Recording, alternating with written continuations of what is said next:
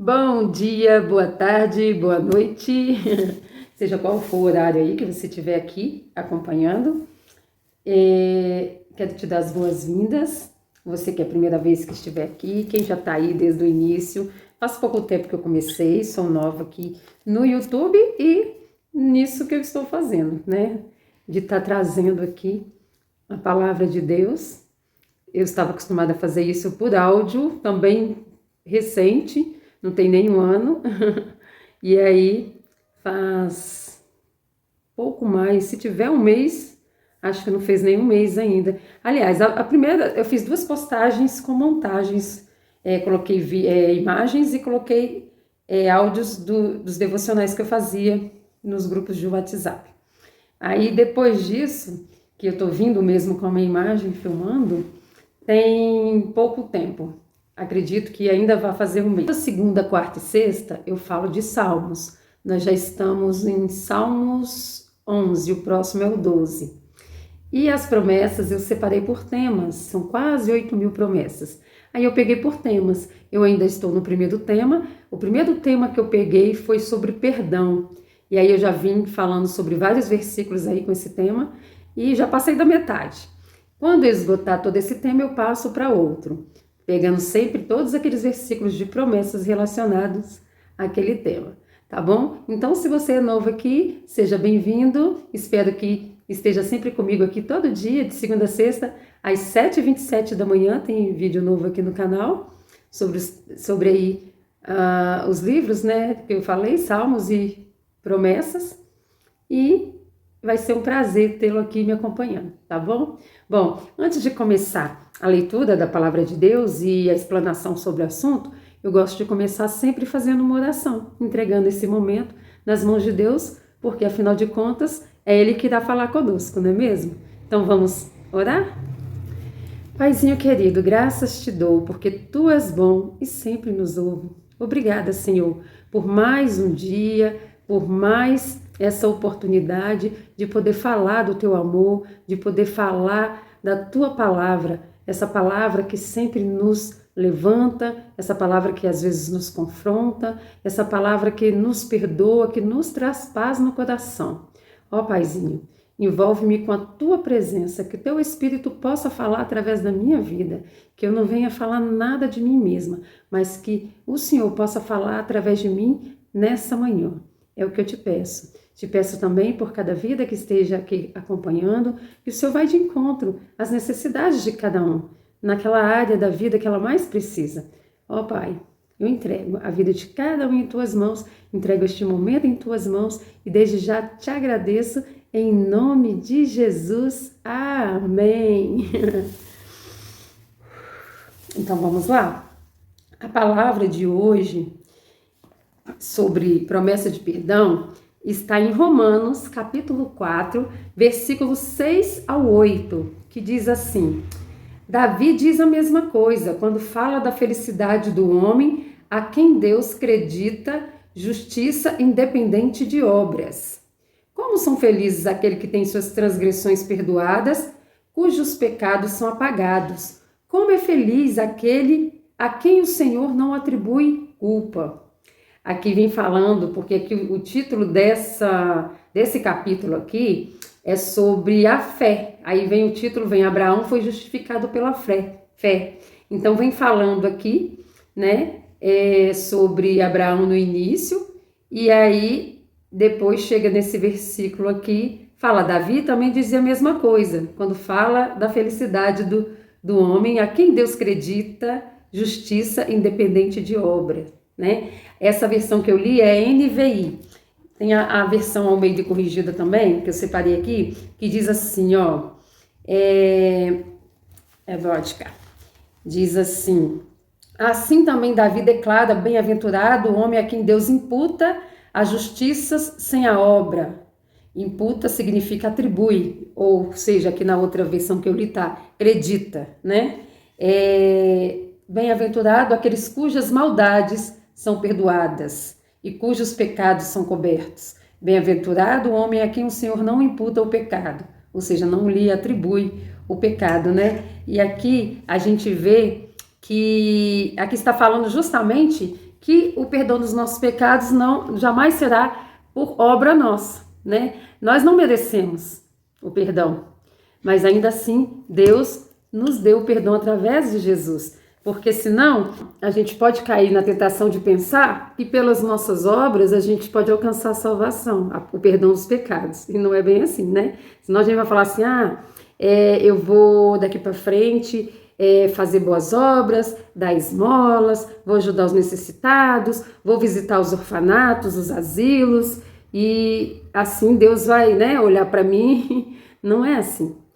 Nós não somos salvos jamais pelas nossas obras, e sim pelo sacrifício de Jesus na cruz, né? Então, é pela fé, porque se a gente crê que Jesus veio, se tornou homem, viveu aqui, sentiu nossas dores e se entregou para a morte de cruz, para a remissão dos nossos pecados, então, essa fé que nos aproxima de Deus é que irá nos dar aí o direito à salvação, né? Pela fé, nós nos aproximamos de Deus. E a fé produz em nós o desejo de conhecermos a Deus e sua soberana vontade. A gente pode perguntar, e qual é a vontade de Deus para as nossas vidas? A vontade é que todos se arrependam e se salvam. Porque a vontade de Deus é sempre boa, perfeita e agradável.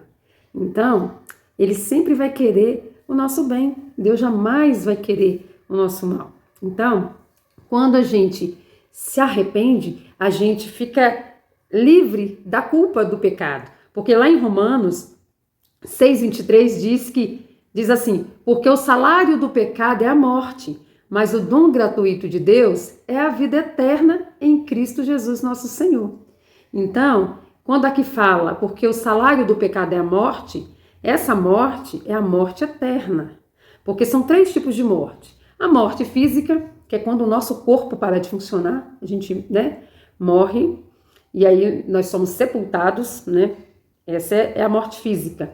Depois tem a morte espiritual, que é quando nós aqui estamos vivendo, mas estamos longe da presença de Deus, quando a gente ainda não reconheceu os nossos pecados, nem nos arrependemos. Então, a gente está vivo aqui na terra, mas morto espiritualmente. A gente está separado de Deus pelos pecados, entendeu? E aí a morte eterna é a morte mais terrível, que a gente jamais deve querer experimentar, porque ela separa o homem de Deus definitivamente, né? Então, assim, se a gente for parar para pensar, a morte espiritual já é um passo para a morte eterna, porque se a gente vive longe da presença de Deus, se a gente partir desse mundo dessa forma, a gente não vai viver com Deus eternamente, a gente vai estar separado dele eternamente. Então, a gente deve, primeira coisa, se arrepender dos nossos pecados, reconhecer que Jesus é o único e suficiente Salvador das nossas vidas, para que assim, uma vez a gente venha alcançar essa graça do perdão e da justificação dos pecados. E aí, como aqui está falando, olha, como são felizes aqueles que têm suas transgressões perdoadas, cujos pecados são apagados. Tem uma parte na Bíblia que fala que quando a gente se arrepende e chega para Deus, né, com arrependimento de coração e pede perdão a Ele, se arrepende dos pecados, Ele lança os nossos pecados no mar do esquecimento. Um dia desse eu estava explicando para minha filha sobre esse versículo, minha filha de 10 anos. E aí eu estava falando com ela que Deus lança no mar do esquecimento. Ela, mas como assim? Deus esquece? Eu falei bem assim, filha, Deus ele não esquece do que aconteceu, porque era como se fosse apagar-lhe um pedaço da memória dele, não é isso. O que o versículo quer dizer é que Deus nunca mais vai lançar aquilo no nosso rosto, lançar na cara. Não é aquele perdão que você fala, a pessoa vem e te pede desculpa por algo que fez, perdão, e aí você na hora aceita o pedido de desculpa. Mas aí, basta acontecer uma coisinha, você vem tacando aquela na cara. Isso não é perdão. O perdão tem que ser como Deus. Perdoa e lança no mar do esquecimento. É lembrar sem sentir dor. E não é nunca mais tacar na cara da pessoa, ela já se arrependeu, ela já pediu perdão. E mesmo quando a pessoa não se arrependeu e não pediu perdão, mas você, num ato de inteligência emocional, libera perdão para aquela pessoa, porque você quer se ver livre daquilo, porque quem fica aprisionado é quem não perdoa.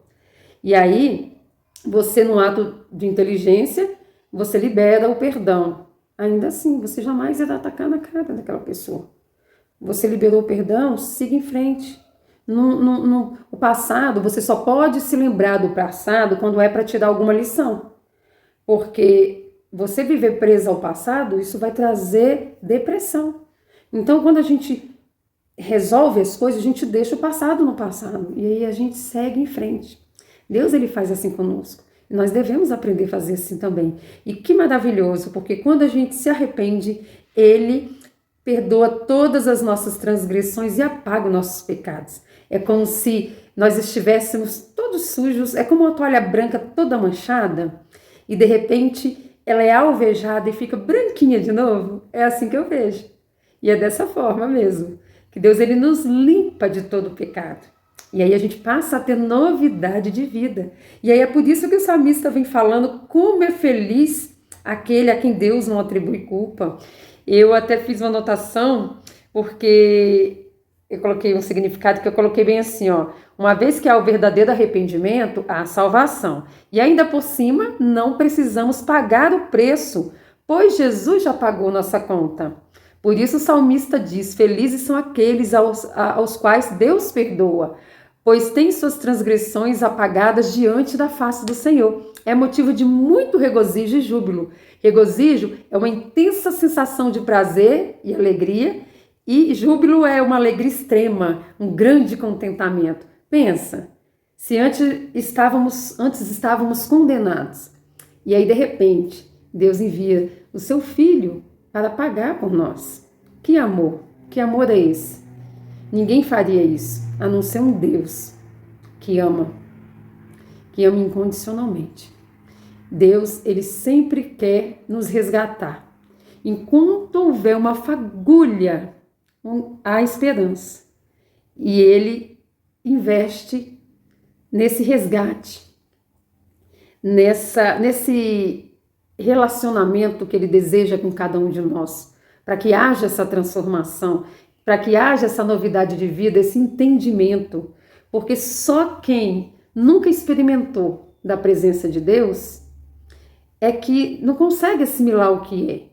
Então a pessoa às vezes vive numa vida toda desregrada e ela se apega tanto àquilo que ela pensa que aquilo é a única coisa que a satisfaz, e não é. A presença de Deus é algo tão, assim, não tenho nem palavras, tem hora que procurando palavras para definir o que é sentir a presença de Deus, e tem hora que eu não acho palavra. De tão assim, é o que está falando aqui, o significado de regozijo, intensa sensação de prazer e alegria. Todos os dias de manhã eu faço um culto, eu e a Magda Silva. Se você é novo aqui no canal, depois você vai ver que tem uma playlist dela aqui na descrição do vídeo. E a sensação é tão gostosa que quando a gente fica com a bochecha doendo de tanto sorrir, vocês não têm noção do que é isso. Fica doendo de tanto sorrir, porque a gente sente a real presença de Deus. E não tem nada no mundo, não tem bebida, não tem vício nenhum, nada que nos deixa com tanta alegria, com tanta satisfação do que a presença de Deus.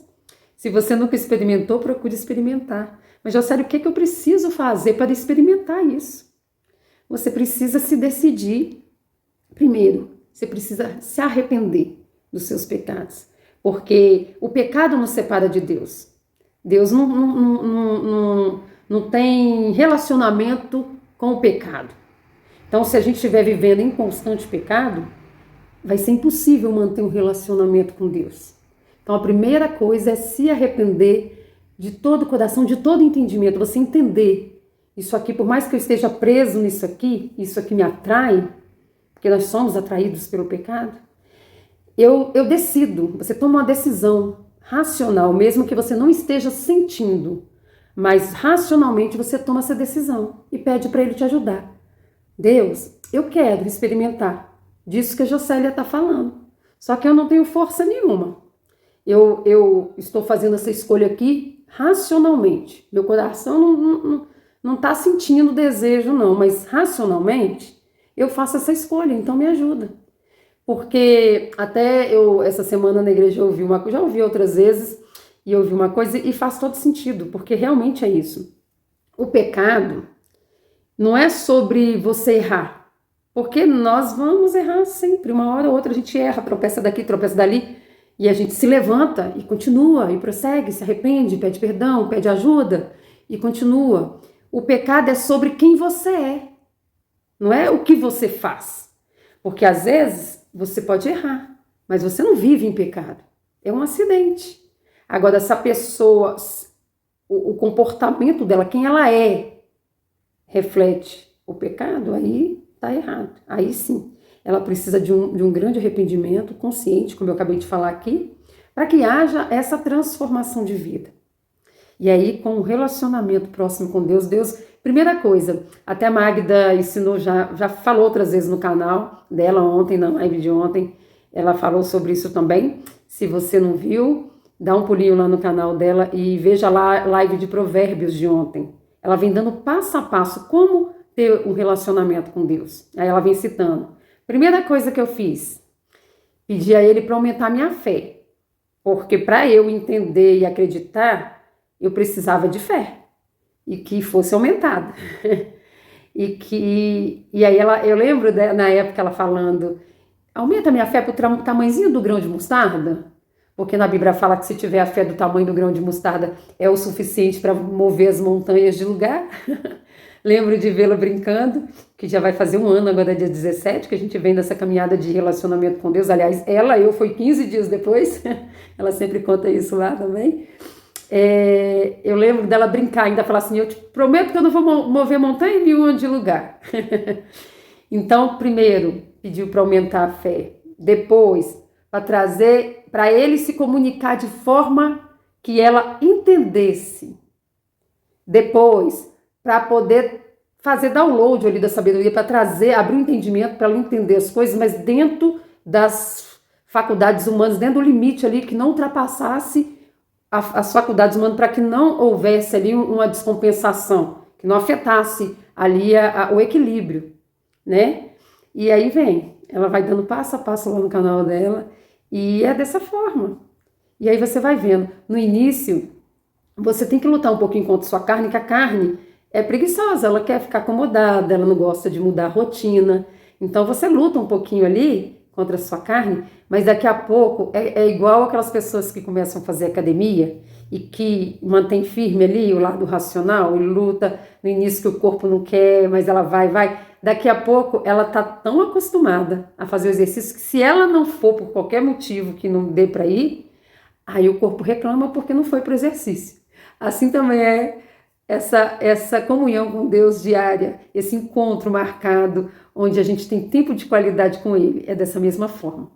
Se acontecer qualquer coisa que naquele dia atrapalhar a sua comunhão com Ele, algo que foi mesmo inevitável, que pode acontecer, você vai ver que só vai ficar gritando ali por aquilo.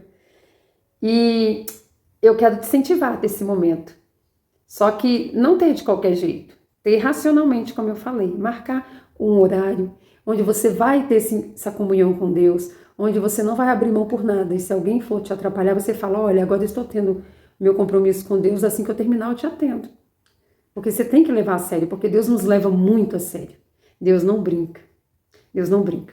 Tem um louvor, uma canção da Fernanda Brum, eu não lembro o título da canção, a canção fala que quem já pisou no Santos dos Santos, em outro lugar, não sabe viver. Quando eu ouço essa canção, mas eu me desmancho, eu choro tanto, porque é verdade. Uma vez que a gente experimenta da graça de Deus, do amor de Deus nas nossas vidas, a gente não presta mais para viver em outro ambiente. Não presta. A gente fica ali tão conectados, que não faz sentido outra realidade de vida, longe da presença de Deus. A Magda fala uma coisa que é bem séria, ela fala, se a minha alma não for sua, ela fala com Deus, ela não vai ser de mais ninguém, pode despedaçar ela, julgar pelo universo, mas ela não vai ser de mais ninguém. E é bem assim que tem que ser o nosso relacionamento de amor com Deus. Se a minha alma não for sua, ela não vai poder ser de mais ninguém, porque não faz sentido, não faz sentido. Então, essa foi a mensagem de hoje. Que alegria Como é feliz aquele que o Senhor não atribui culpa, né? Como são felizes aqueles que têm suas transgressões perdoadas, cujos pecados são apagados. Que você possa viver essa realidade. É o que eu espero e desejo para cada um que está aqui ouvindo, que vocês sintam esse desejo de experimentar a boa, perfeita e agradável vontade de Deus. Hoje foi esse o tema sobre promessas e espero que tenha falado ao seu coração. Vejo você amanhã aqui com Salmos e até lá!